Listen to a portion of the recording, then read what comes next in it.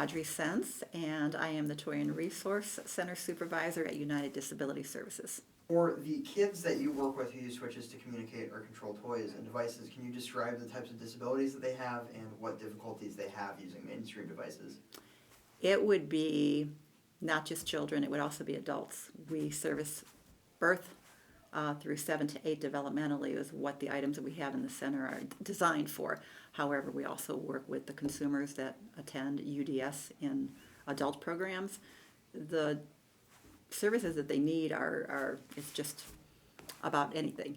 It can be sensory type issues, it could be the need for communication devices, it can be the need for motor equipment, things like head tilt switches, toggle switches, button switches, people who have been maybe in an auto accident. We have adults that we serve as well that they maybe only are able to use their pincer grasp, and so we need a button type switch. So the toys that we're able to acquire fit within that realm of that birth through 6 to 7 developmental range, so they're appropriate for what Replay provides for us. Using them allows us to level the playing field for the individuals when they're in a classroom type setting so that they can play with the same type of a toy.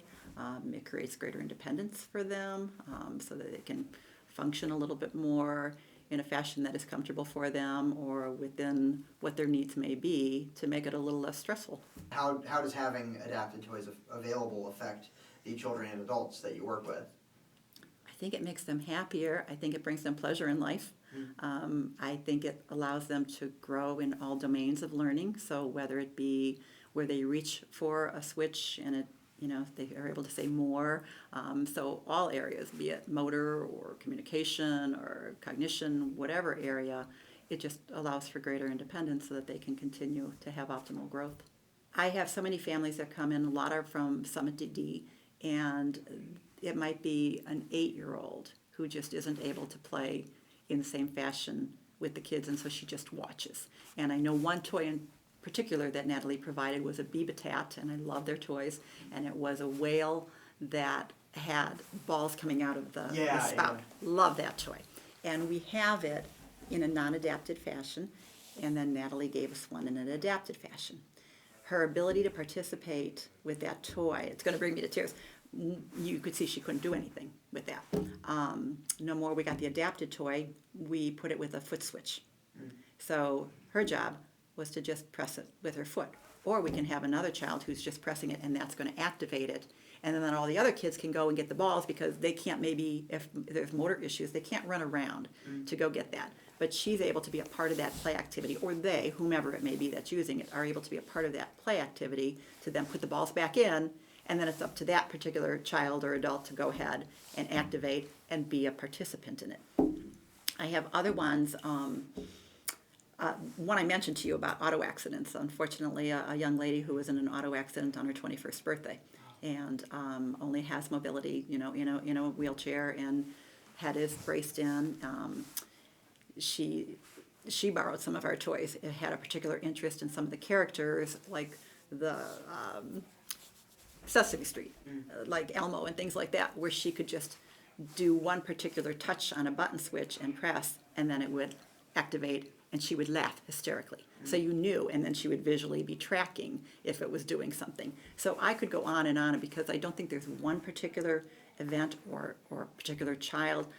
Every time they come in, there's something new, and I will usually ask the parent, what are their particular interests? And because Replay will provide, SpongeBob, characters that are current, it is something that motivates them. And when you see that laughter and you see the parents watching them, what more can you ask for? I always feel like I'm giving Natalie so much work, as I was telling her out there, because I'm constantly saying, go to Replay, they'll be able to adapt these toys to you, because we will have families come into UDS and they'll tell us how their child for a birthday party received, 10 different toys but can't operate any of them. So I will send their name to her, or I will give her name to them and say, please connect, because she probably can adapt these for you and provide you with some type of switch that they can now engage as a family and find some joy in what they were given. And I think that that's something that's worth a million. I mean, I don't even think you can express the gratitude that we feel for the connection and the relationship. I find that Replay is probably the most important I don't know if I want to call it, but service in my toolbox that I can give to other people. And I will always tell OT students or whomever may come in is this is something to put in your toolbox. Pull it out because you're going to find families, you're going to find individuals who will benefit from what they have to offer. So you guys are beyond what words can express of a benefit to so many.